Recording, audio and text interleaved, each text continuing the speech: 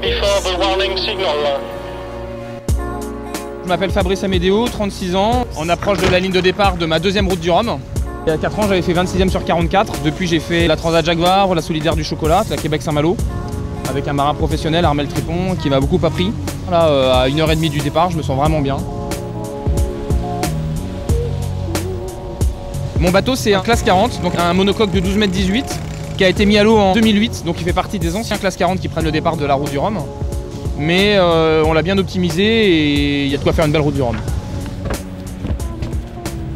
À 1h30 du départ, j'ai une pensée bien sûr pour mon fidèle sponsor SNCF Géodis et bien sûr pour Newrest et tous ses salariés ainsi que la direction de l'entreprise qui m'ont rejoint dans cette belle aventure. Je les remercie tous et je vais essayer d'être à la hauteur de leur confiance.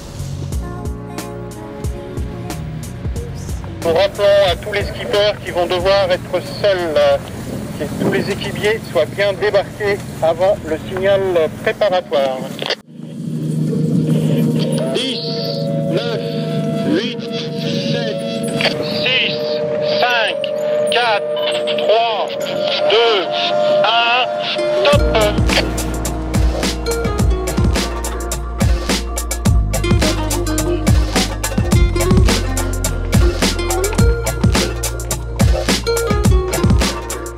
On va partir dans un vent relativement modéré, dans un vent médium de 18 nœuds à peu près.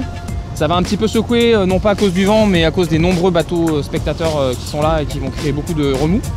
Dès dimanche soir, après le départ, le vent va monter, avec une sortie de manche qui va être plutôt difficile, avec un passage de front dans la nuit. Le vent va atteindre les 35 nœuds, avec sans doute des rafales un peu plus fortes. Donc là, ça va être la guerre, hein, on peut le dire, ça va être vraiment dur, surtout sur ces bateaux qui n'aiment pas faire du près, donc remonter au vent et taper dans les vagues. Ensuite, on va avoir une traversée du golfe de Gascogne qui va être très rapide, dans un vent soutenu.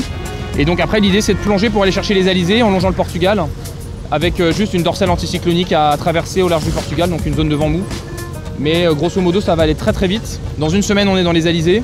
J'estime ma traversée à 18 jours à peu près, peut-être moins. Ça va dépendre aussi de la façon dont je vais naviguer, bien sûr. Et on n'a pas trop de visibilité sur les alizés. Pour l'instant, ils sont bien établis, mais on peut avoir quand même des vents mous sur la fin, donc tout est possible.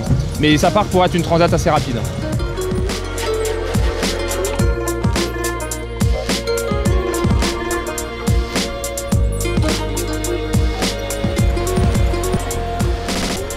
Pour me suivre, c'est reporterdularge.com et puis sinon bien sûr Twitter et ma page Facebook. Mais sur Reporter du Large, il y a tout, texte, photo, vidéo. L'idée c'est de faire une route du Rhum de haut niveau, mais aussi de raconter la course et de partager avec tout le monde la magie du large.